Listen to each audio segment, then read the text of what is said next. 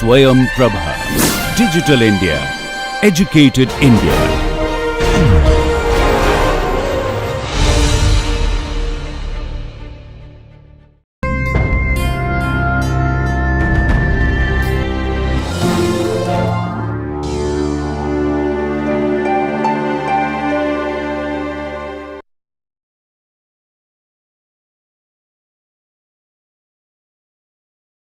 Hello everybody, welcome to today's lecture on combustion reactions. As I had mentioned in the last class, there are certain specific reactions which are of interest for chemical engineers and biochemical engineers. Combustion reaction is a very common reaction seen in most of the chemical industries and in many biochemical industries also. So it is important for us to understand what these reactions are and what are the terminologies associated with such combustion reactions. So in this lecture we will go through some of these concepts and try to solve some example problems which help us understand these terminologies better. What is combustion?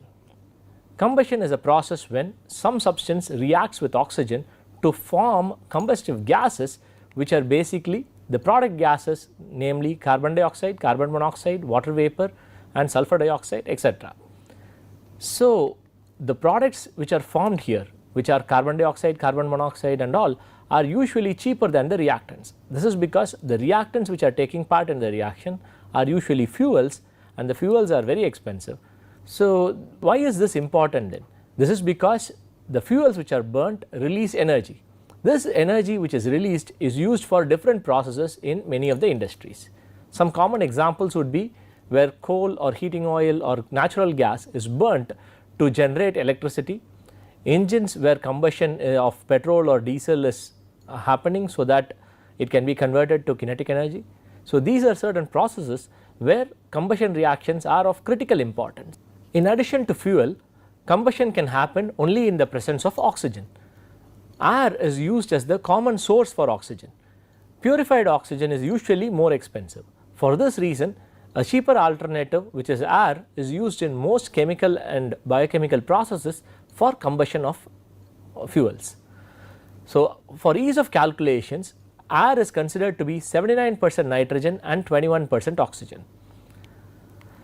So the molecular weight of this particular composition of air would be 28.84 grams per mole to be accurate, or 29 grams per mole roughly. So nitrogen which is present in this air is treated to be an inert component during the combustion reactions. In reality, some amount of this nitrogen can actually get converted to NOx gases, which are pollutants. These are usually in very small quantities. Because of this, they are considered to be negligible and are usually ignored while we perform these calculations. So this particular process has specific terminologies which are associated with combustion processes. For this reason, it is important for us to learn and remember what these terminologies are and apply them appropriately. So here are some of the terminologies which are commonly used in combustion reactions. Flue or stack gas. So flue or stack gas is the combination of all the gases that are resulting from the combustion. This includes the water vapor which is formed. It is also called as the wet basis, based on which calculations can be performed. You also have another terminology which is Orsat analysis or dry basis. Here all the combustion gases are taken into account except for water vapor. You have complete combustion, which represents that all the carbon is converted to carbon dioxide, sulfur is converted to SO2 and hydrogen is converted to water vapor. Only when this reaction goes to completion, these particular product gases are formed. So you have partial combustion where some of the carbon can be left as carbon monoxide instead of being converted to carbon dioxide. Another terminology which is commonly used in combustion reactions is theoretical air or oxygen. Theoretical air or oxygen is the minimum amount of air or oxygen which is required for the complete combustion to occur, which means all of carbon should be converted to carbon dioxide, sulfur to be converted to sulfur dioxide and hydrogen to be converted to water vapor. You have something called excess air, which is basically the air that is provided in excess to what is required for complete combustion. In general, fuel is a lot more expensive than air.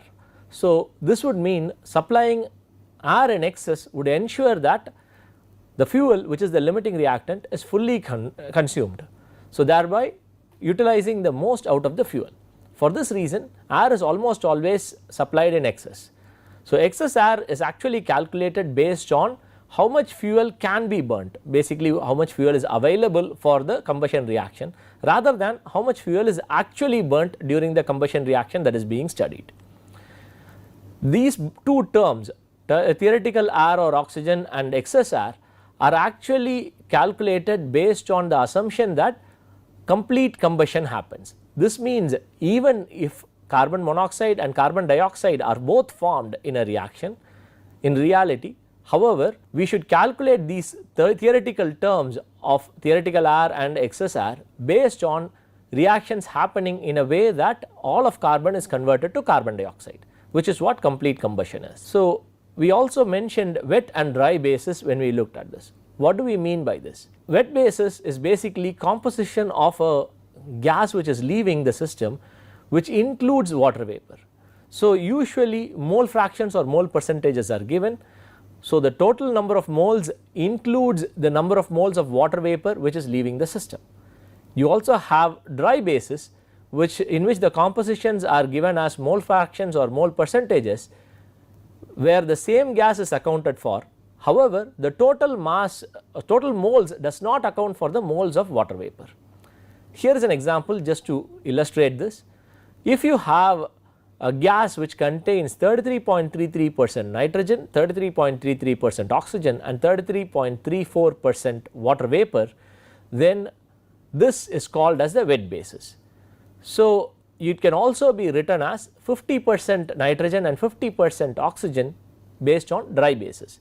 This is because if we were to assume 100 moles of the total gas, you would have had 33.33% nitrogen, 33.33 moles nitrogen and 33.33 moles of oxygen and 33.34 moles of water vapor. So, when we calculate dry basis, we ignore the 33.34 moles of water vapor and we perform the composition calculations only based on the amount of nitrogen and oxygen, which would be 33.33 moles each. This would result in 33.33 divided by 66.66 for both nitrogen and oxygen, giving you mole fractions of 0.5 or mole percentages of 50%, which is what is the dry basis. ORSAT analysis is a traditional technique which is used for analyzing flue gases. So, this technique will only give you dry basis. So, what happens here is a fixed volume of a sample gas is passed through specific solutions which can absorb certain gases. So, when this goes through these chambers, the particular gas is absorbed by the solution, and after complete absorption, the difference in the volume is measured to actually identify the concentration of the particular gas in the product gas which is leaving the system. So, caustic potash is used for absorbing carbon dioxide, a mix of pyrogallic acid and caustic potash and water is used for absorbing oxygen, and a solution of cuprous chloride is used for absorbing carbon monoxide. So, by this method we can actually use ORSAT analysis to actually get the dry basis compositions of the different flue gas which is leaving the system.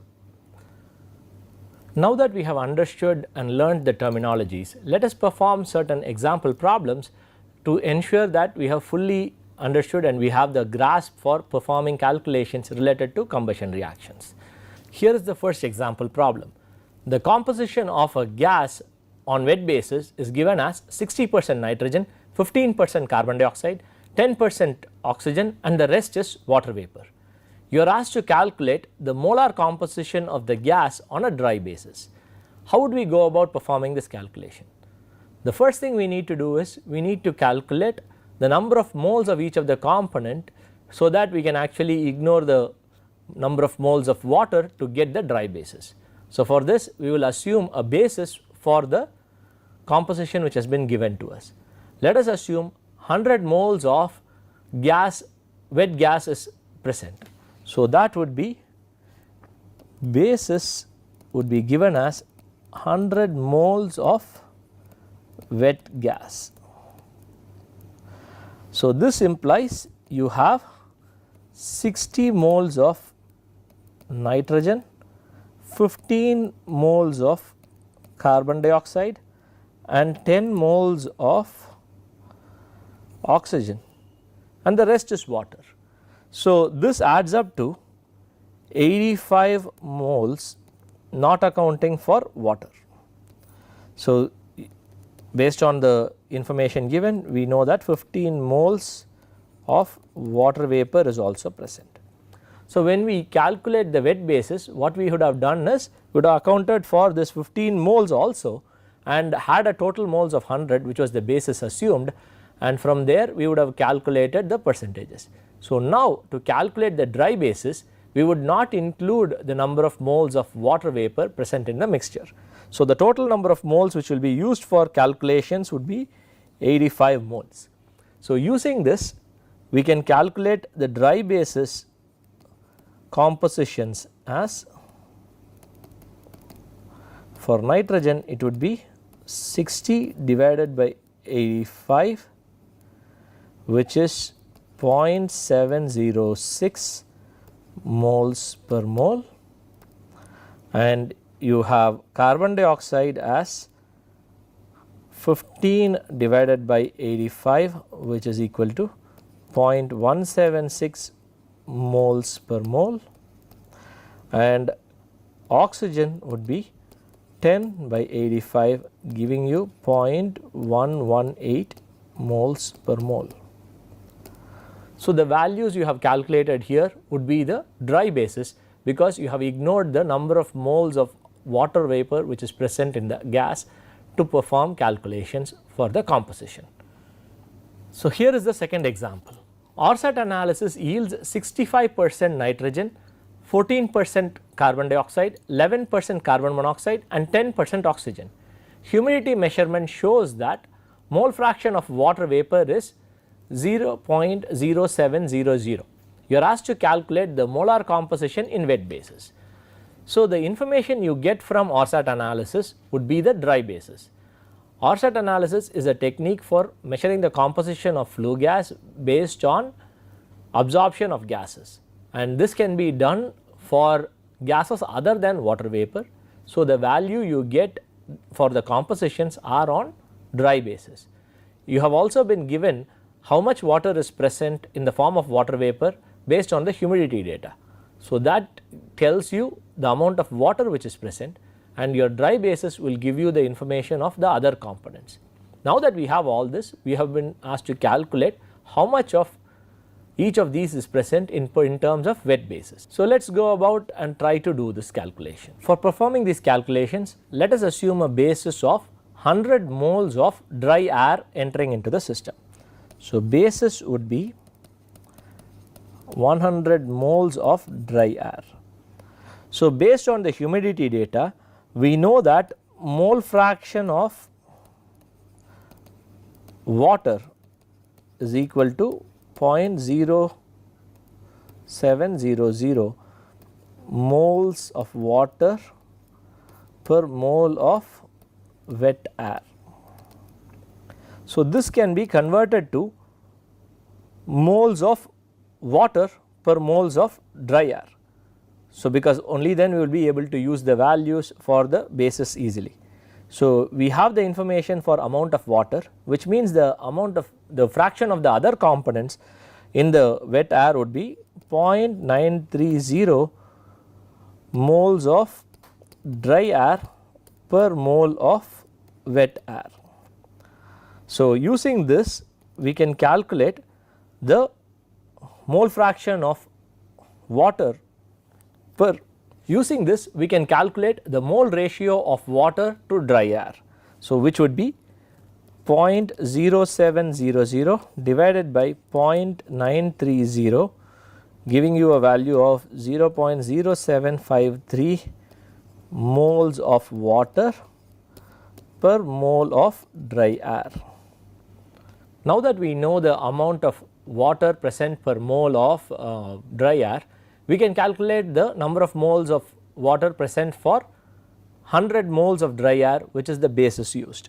So, 100 moles of dry air would contain 0.0753 times 100 moles of water, which is 7.53 moles of water.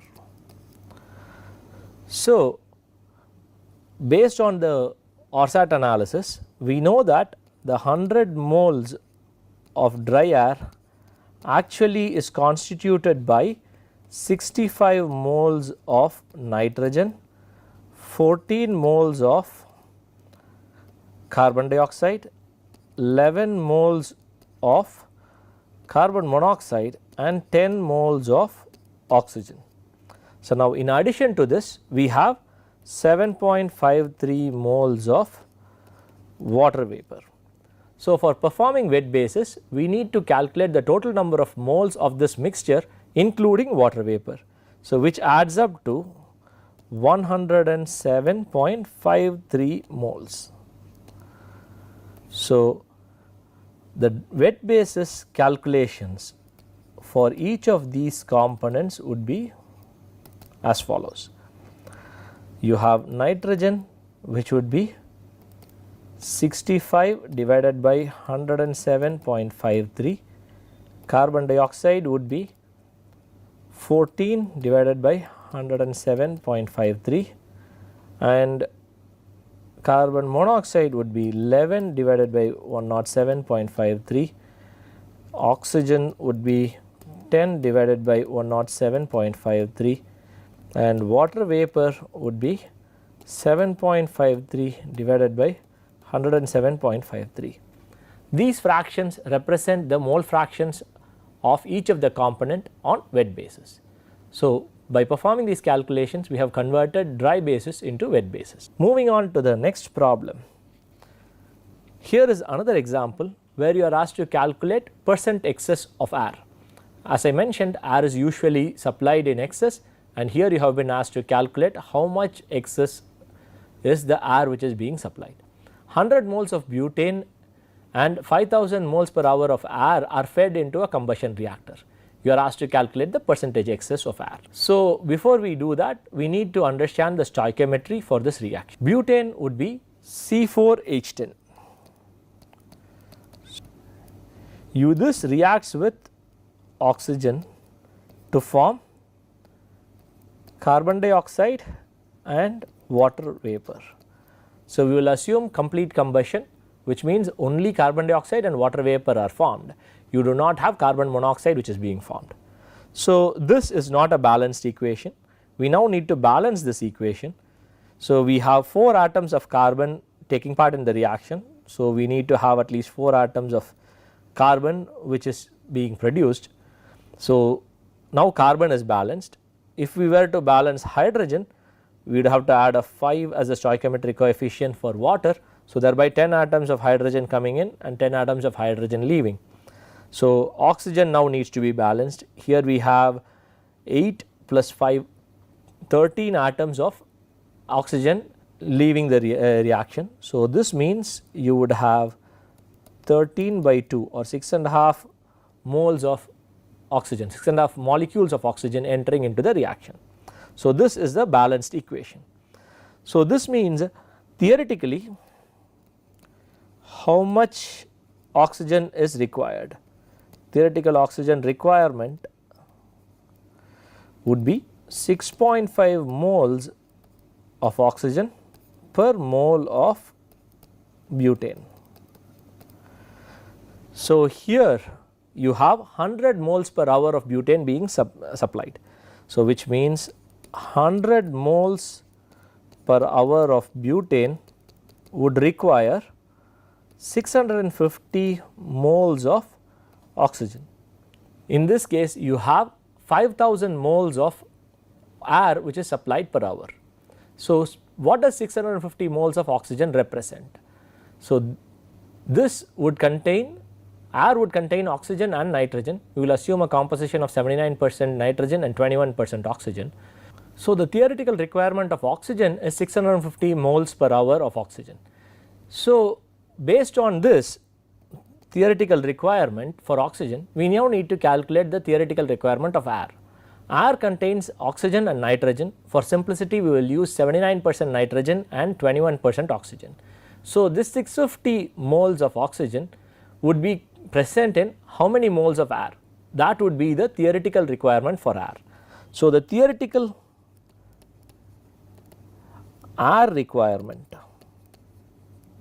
for 100 moles per hour of butane would be equal to 650 divided by 0.21.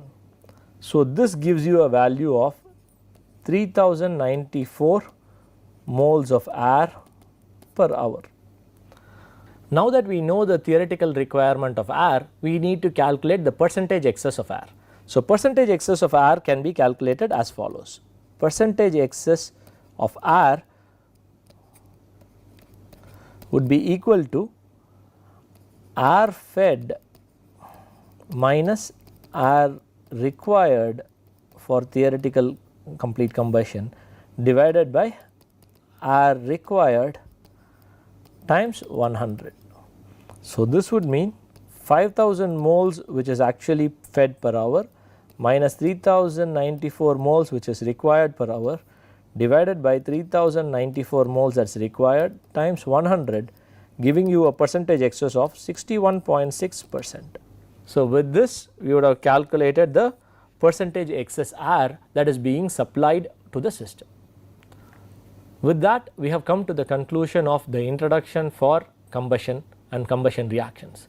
So, this introductory lecture gave us some information about the different terminologies and some fundamental calculations which are associated with material balances that would be done for combustion reactions. Now that we have this understanding, in the next lecture we will look at performing material balance calculations for combustion reactions. Thank you.